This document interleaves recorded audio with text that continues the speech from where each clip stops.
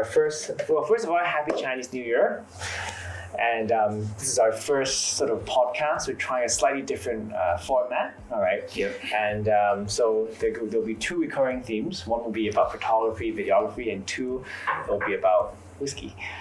I think that's the most important part, I think, in terms of the content is the whiskey. All right, so what do we have here, Junior? Yeah, so this is actually whiskey that I brought from Portugal. It's very interesting because normally Portugal is not known for whiskey. So this is actually from my hometown. And my parents actually took me there just for a quick visit to see actually the whiskey that they're producing. But the owner was very kind enough and he gave us an explanation of how he started.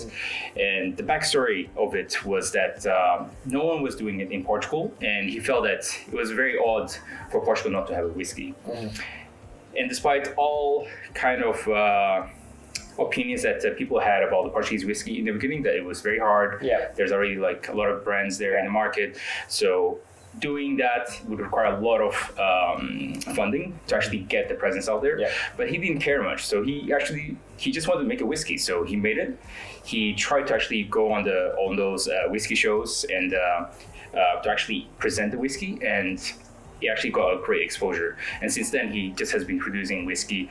This actually has been sold out for a while, so he was very kind enough to actually provide me one that he had in his personal stash. So so I haven't tried it yet in Hong Kong. I tried it, a different one in Portugal. Okay. So this one is a very special one, especially since it's throughout the trip. Yeah, I think it's quite unique because, first of all, it's a Portuguese single malt whiskey, and so it's also a single cask. So it's different to most of some of the whiskeys that you get out there because most of them are blended and they'll be altered to sort of create the same flavor across the different barrels. But this one is comes from a single barrel. It says cask number 4, and this is bottle number 493. And overall, very nice design. The color is very nice as well. So quite excited to try this as well. Yeah, let's open it up. Yeah, see how let's go for it. I hope eventually they're able to actually ship to Hong Kong because I normally don't drink whiskey, but after I tried this one, I was like, I need to bring it home if there's a bottle. Okay, you can have a quick whiff. It's very smooth, very clean, very smooth. Oh, it's good stuff. Yeah.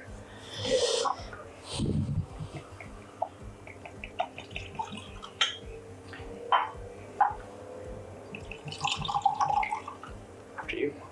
No, you go first. I'll go. Okay. You got the whole bottle. Don't do anything. That's okay. Oh. You can actually burn this. Yeah, probably. I think it's a 66, right? Yeah. So it's about 9% off what you would usually clean your hands with. Wow.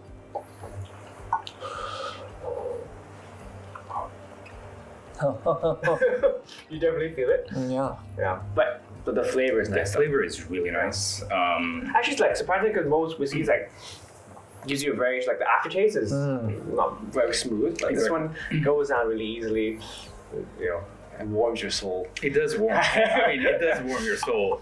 That's for sure. Yeah. But I think exactly what you mentioned is that the flavor. I really like the flavor because a lot of the whiskeys that I tried, the aftertaste is not that great, right? So this one is literally you can enjoy. I mean, I do apologize, we don't have whiskey glass at the moment, but if you wanted to add a rock to actually just have savor it like properly, then it actually even gets better. So yeah, I really enjoyed this whiskey, and hopefully eventually they'll ship it to Hong Kong. You can do some B-roll later. Yeah. Okay. Actually, I already took B-rolls. Well, of course. Yeah. Of course. So this is Woodwork. Nice. Currently, I think they ship in Europe. So if you're in Europe, go to their website. I think it's, definitely not sponsored, by the way. This is actually something that we brought it. Yeah. If you want to sponsor it, it would be great. But Hashtag. hashtag everything. Okay. Yeah, but hopefully you guys can kind of enjoy this. So whenever you come here, as long as this bottle lasts, it will be here. So yeah. Okay. Yeah. All right. So we go to talk about our shoot today then. Yeah. Yep. Okay. So just to give a backstory, this morning we went to West Kowloon Culture District, and then we did a sort of engagement / sort of pre-wedding shoot for a couple, a friend of mine, which I've known for a long time. And so we thought that we'd share this experience with you guys, just to sort of let you guys know how we planned it behind the scenes, and just to share some tips on photography and stuff. Just to clarify, three of us were not professional photographers. Far from it. We're not professional photographers. Actually, this is my first time doing like a couple Pre-wed? pre-wed shoot. Oh, Wow. right. Okay. Yeah. So please don't have too high expectations, but we hope you enjoy the photos and that we've taken. Yep. All right. So we'll just sort of, to make it easy, we'll just share like sort of 5 tips on how we do sort of pre-wedding / couple photography. Yep. And maybe you guys can share your thoughts on what you guys Yeah. think. Yeah. Actually, since it's your first time, Yeah. I actually wonder what you find in terms of your first opinion, Mhm. first impression, actually, in Yeah. terms of what was the most enjoyable part, Yeah. what you found most difficult as well. Mhm. That would be interesting to Yeah. know, actually, So to see if it's the same as mine. So I've done some like sort of like some portraits here and there, and I find that the hardest thing about portrait work is actually sort of getting the model to be comfortable in front of camera. Because obviously, if you're working with like professional models or something, they know what to do, right? But I think with like engagement photos and stuff, most of them are they're not professional models, so Right. and most of them might be quite shy in front of camera. So I think that was sort of my biggest concern, I think, towards approaching it. And so sort of how I prepared for it was, as I showed you yesterday, was just like watching some YouTube videos and sort of knowing how to engage with the couple, knowing how to make them feel comfortable in front of camera. I think that's sort of what my first impression was. Yeah, I think that's for me was the same. I think to start for me, it was actually a friend as well. Yeah. So I feel like being a friend is actually easier because then you get to know you know them already, and then you can actually try to make the conversation much easier, right? And make them like more comfortable behind the camera or in front of the camera. So I think like the first couple shoots for me was great to have actually like shoot friends, just because to get that kind of a level of comfort of shooting someone and then directing as well. I think the directing part was probably for me the most trickiest part to actually make the couple get the shot that they want and actually convert that into a picture. So I think amongst the three of us, Keaton probably has the most experience in shooting sort of couples / things. So what are your thoughts, on the shoots that you've done so far? Yeah, so I only started last year, so less than a year ago. And one of the hardest things is, as you said, trying to understand what the couple wants and how to deliver what is in your mind versus what they want. So a lot of times when we pick up a camera, we have some sort of a draft in our minds how we want it, and then we look at all the lines, we want to make it like a really nice picture. But a nice picture doesn't mean it's a meaningful one. And what gives it meaning is the couple must see some sort of familiarities of the photo about themselves. It has to sell a story. So it's always trying to figure out what is the middle ground. You have your artistic vision, but then you also have to address what is them. Sometimes you post them too much that it looks great, like a magazine cover, but then it's not them because they don't naturally behave in such way. Then you can. The great thing about photos is you can tell in their face whether they are comfortable with it or they're not. And then it's always about trying to test the boundary. Can you push them further? And if not, then let's take a step back. Let's do some really simple stuff, but it's meaningful for them. Yeah, I think it's always hard to strike a balance between what we think, as a photographer, what you think is a beautiful photo versus what they like. So sometimes what we think is not visually appealing or not great composition and everything, but they prefer those photos. Definitely very different. If you hire a model, the model basically will help you try to get a picture that as a photographer you want. But when you do a couple shoots, you're literally trying to shoot for the couple. So trying to basically grab the emotions that they have for each other. I think that is the most crucial part, and then striking that balance between going towards that and what we see as a great picture. It's also a very interesting kind of dilemma or something that we have to balance very constantly. So and I think that brings us to sort of like a first tip that we sort of discussed, which is like to get good couple photos, number one is like to really have good preparation. I think like knowing your couple, obviously like we've been shooting friends and stuff, so I think that's a big benefit. But I think even if you were shooting for a client, so someone you just met for the first time, it'd be useful to meet them before your shoot, sort of get an understanding of what they want. Especially nowadays with the Instagram, social media, they can just find like a lot of photos that they think are nice, so you get an understanding of what the couple wants. I think that's sort of a good starting point.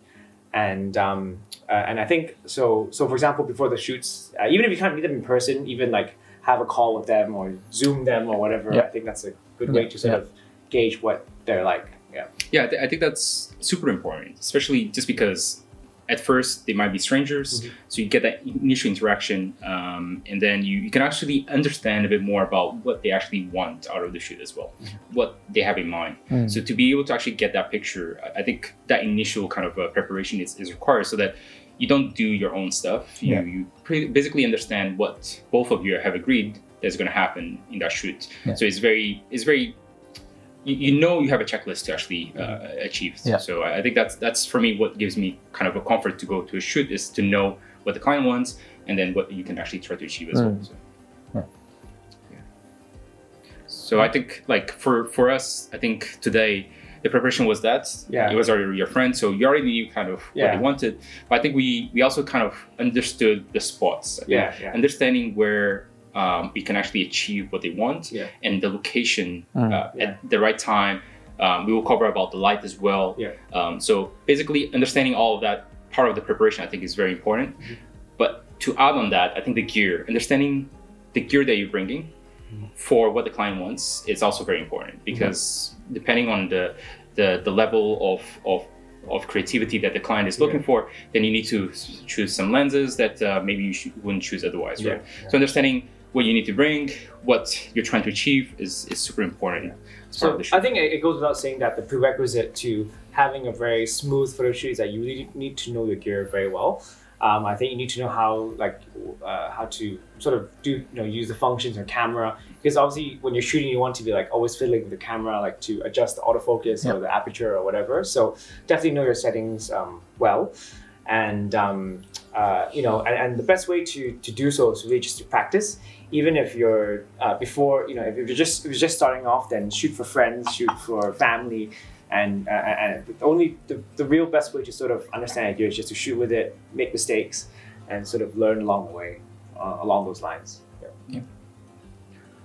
I think before this shoot yesterday, I was asking Stanton what sort of equipment he's going to bring. So I asked him, what are the lenses, what are the focal lengths, how many cameras, and what is he going to shoot more on. And then because today we went there, three of us obviously carry camera gears. We don't want to overlap, and despite we have our own style of approach, it's really nice to give the client like a balanced portfolio of different lenses, different focal lengths, even different color signs, or even different ways of edit. So if you are shooting with friends or in a group together, usually you get a second photographer with you, then it would probably be nice to communicate with them beforehand so you don't overlap. And then that will make the photos even more interesting, I guess. So knowing your gear, obviously, if we were to sort of briefly categorize it, you have your wide angle, your standard lenses, and your telephoto lenses. And we'll sort of illustrate actually in the photos and the videos of how we sort of plan the shoot. So the place that we went to, which is the West Kowloon Culture District, is a very popular spot, especially on the weekends. It's crowded with people. And so several things that we sort of did to tackle this problem was, one, we went there really, really early. So before sunrise, we got there at 6:30. So we had the whole place to ourselves, because the last thing you want in your photos is having other people in photos, right? So I think sort of how sort of how I learned my landscape photography. I think the same thing applies. Is like get there early before the light, and then you can take. So the first shots that we took were like the super wide shots, like where you get the whole background, and so having those shots done, and then as you get later during the day and as time progresses, then when there's more people, then actually you can switch to your standard or telephoto lenses, where because all the background's blown out, so you can have more people around and it still wouldn't affect your photo that much. Yeah, power of compression right there. Yeah. Compression. Compression. Compression's king. Hashtag. Yeah. Yeah. Yeah. Yeah. So I think Juno sort of mentioned how like the light changed and how it affected the way we sort of directed the photos. What are your thoughts on Yeah, I think like the time that we picked, as you mentioned, is like before the sunrise, right? And we managed to grab the blue hour Yeah. as well as the golden hour, Yeah. and that light is super beautiful, Yeah. right? So I think when we, you're enjoying the light Yeah. when every time you take a shot, it's like, oh my god, this is Yeah. great. Yeah. This It's is like, great. so you see the LED screen, you're like, oh, this is Yeah. perfect. So Like, not much editing. Yeah, needed. you know for a fact that the shot is going to be great, right? Yeah. Just because dealing with light is very tricky, but when you take it in the golden hour, both early in the morning or late in the evening, it saves a lot of hassle on editing, Yep. but it also makes the picture very natural, right? So I really like that appeal. So I was, this morning I loved the shots that we took because the light was just fantastic.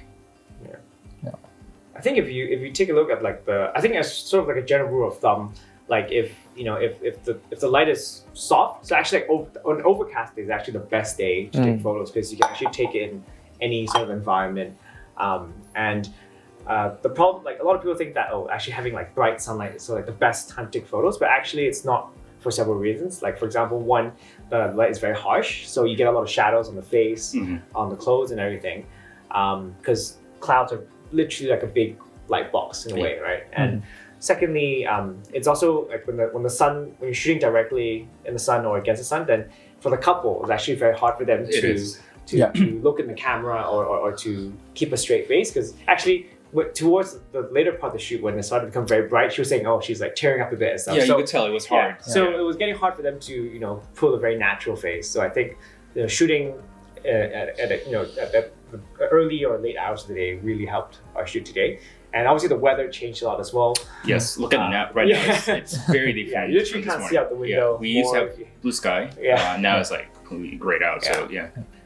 So I think also, as you mentioned, if we have very hard light, it's actually very hard. So the tip here would be actually, if you happen to shoot at noon, for example, try to find a shade and try to put your subject there so that at least the light is even in that and your camera can expose evenly for that. So it makes your life a lot easier if that's the case. If not, if you don't actually have any shade, then you can actually try to get a reflector to basically balance the light, right? So now you have a back that's super bright, but then you use a reflector to actually just reflect that light back to the subject, so it becomes more even. So ultimately, for me, I always try to basically balance that light to make it that the picture looks very evenly lit. I think that's like for me a crucial tip for myself as well. Yeah, and going on the point of light, you also mentioned that sort of as the light changes, it actually also affects the way you sort of approach the photo in a way that, for example, when we started to have the very harsh lighting, we played a bit more around with like silhouettes and stuff. So I think sort of not being afraid to be creative with your light, sometimes under or overexposing, sometimes it can give you a very different view of the picture as well. That's true. Yeah. And I think that's important because people think that the subject needs to always be well lit, but sometimes you can be creative with that. So you can actually have the silhouette that you mentioned, and it actually ends up being a very nice picture. I think that was a very nice photo that we took where Junio sort of saw the shadow when the light was sort of hitting the building, and then we put actually the couple in between the light and the shadow, and then it sort of creates a very sort of nice, creative, dramatic effect. Yeah, it's to that as well. it's just embracing that actually to not be afraid to play with the lights. Yeah. Okay, so that's tip number 3, which is sort of understanding light. Yeah. So, so I think moving on to tip number 4 is really about composition. And what are your thoughts on sort of composing photos? Yeah. So when I approach taking photos, I'll step back a bit and I need to think about what the series of photos are going to be used for. And obviously today is about weddings, so the easiest imagination in the back of my head will be like a photo book. I'll tell myself I'm shooting for a photo book. So imagine if you attend someone's wedding and you flip open the photo book. It starts off with something really wide, establishing the area, like as if you're in a movie. step back all the way, show people where you are. So you want a shot like that, get the horizon, put the couple in, give the whole thing a context. Then you want to get closer, maybe thinking about 50 millimeter. Put them in, getting into the area, holding hands, just walking. And then then the next page, maybe you can see them talking to each another or mucking around, teasing. And one of the things we did well today was we noticed that the guy was really ticklish. So when we said tickle him, and then they just started doing it, and then the photos were real natural. They were smiling. So that's a really nice page to add in your photo book. And then you can get them to do a little bit more intimate stuff when they're warmed up, and you can get in with the 90s or even the 200s of them hugging, kissing. And then you can sort of see like a love movie going on. And then obviously at the end will be to walk away from the scene or to move to another spot, and you can capture them holding hands. So you don't need to get their face, but you can look at the body parts, the shoes, the shadows. And at the end, I think Junio did a clip of them, walking away in the park, holding hands in the shade. I mean, that would be a nice, sort of a last photo put in your photo book. So that's the system that I used. And so when I go there, I think about composition, I think about what you put on the page for the photo book. And as you progress along, you're basically building up the photo book for them. And that's my... I think that's spot on, actually. I think that gives you basically your storytelling, right? So in a way, you're telling their story. And then I think that the way that you basically encapsulate that story, it's actually beautiful, right? So it literally covers all the different kind of criteria that the client would actually look for a pre-wedding shoot as well. So that's and I think it sort of ties in everything that we said about like knowing like the lenses that you go from wide to telephoto to the light, and also understanding the location and how that timing would affect how it affects your composition. So thinking like a storybook really just ties in everything together for that. And to add on, I think in terms of the composition itself of each picture, I think as we take the wide shots or the close-ups, in terms of the compositions, at least for myself, I try to basically use a lot of lines, create some frames, right? So you have natural framing as well, but you can also use the architecture to actually create some frames to highlight the subject, right? So I think that's also important as part of the storytelling, is to guide the person that is looking at the photo book into the subject, so that the subject becomes the key part. Because sometimes you might have a nice picture, but then the background might distract the eyes actually and take it away a little bit from my perspective. So luckily for us, I think West Kowloon Culture District, it's actually has a lot of lines. So it has a lot. It's one of our favorite places because of that, right? So I think we played with that today, which ended up in kind of achieving what the client wanted, and also highlighting the subject out of the pictures, I think.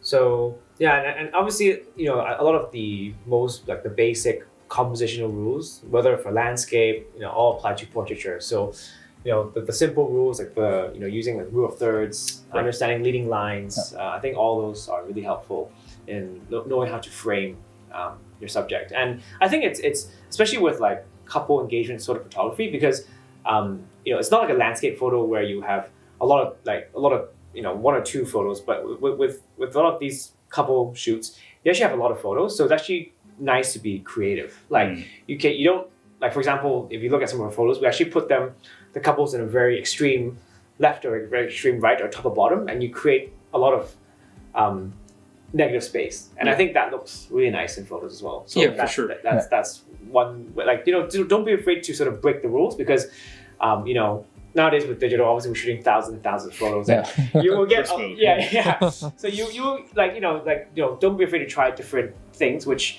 you're not comfortable with, because you'll be surprised to go home and be surprised with some of the photos that you picked out. I think because there was also like three of us.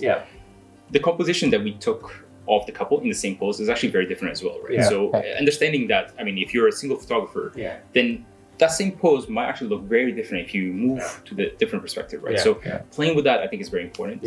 So I think once we have like 3 photographers, we all took different angles without overlapping each other because we coordinate quite well. Then it actually adds on, right? Because the composition can look very different when you move, when you just change your angle up, down, left, right. So it's just play with that. I think it's fantastic. Yeah. So I think some of the photos that will show up quite well is like, for example, the one we took on the hill. I think we were standing in different locations, and it created a completely different perspective on that. So don't be afraid to move your feet, even if it was zoom lens. Like literally, go around the couple, go behind the couple. I think that gives you a very you get a lot of different shots, which you might not usually see if you're just standing in one spot. Yeah, and I think that ties also to the last tip, right? Which is the communication, right? So I think Keaton mentioned there was a tipping point actually for the couple where we found out that the fiancé, the male subject was actually ticklish, right? So with that, we played a lot with that, right? So that was the moment, because before that, it's very hard. If someone is not comfortable in the camera, in front of the camera, then it's very hard to not be stiff, right? So that was the moment that we immediately broke the ice, and we felt the subject actually became more comfortable in front of the camera. So I think as part of that communication, it allows us to actually get the composition that we want, right? So we could direct them in order to actually get the composition that we want. I think that communication is a key factor that it's also very, very important in the shoots. That ties, I think, everything together in my perspective. I think one thing that worked as well, which is that we got them to bring like little props. So So for example, like one thing about this couple is that they're both very passionate about football, for example. So one's a Liverpool fan and one's a Spurs fan. And obviously there's a lot of banter between these two football clubs. So they each brought a scarf, and actually, it also helps break the ice, because it gives them something to focus on when you're taking photos. And then we can get a bit creative with the shots that you want to take. We also managed to borrow football, and then we got a shot as well. So and I think these shots, like it's cute, and it means a lot to the couple as well. And I think it really brought in a very personal touch to the photo. I think that gives a raw emotion to guys, right? Because they're so used to it. It's an object that they are familiar with, that they can play with, and that they don't have to pose, right? It's a scarf that they have at home, and they just bring it in. So I think capturing that raw emotion is actually super important, because sometimes when you pose too much, it might look too fake. As Keaton mentioned actually before, is that sometimes the pose might look great in a magazine, but it's actually not what the client wants. So capturing that raw emotion, for me, especially for pre-wedding, is super important to ensure that we capture that. Okay. Anything else you guys want to add? Any bonus tip? Any bonus tips? No, but I think after doing a shoot today, I found something interesting. All of us carried a zoom lens. It is the only time that we all carry a zoom lens, right? I had the 2490 like SL. You had the 7200, and his is obviously 2070. So my favorite lens, by the way. Despite 3 of us, we should have enough lenses to cover, but we all brought zoom lens. So I think one of the tip to walk away, if you don't know where you're going, or you're not sure where you're going, or you don't know how well you can cooperate with other photographers, just get a zoom lens, and then you can always change the focal length on the spot, instead of carrying 2 or 3 cameras, or having to waste time to change while the couple is in the moment. What did you take away from today?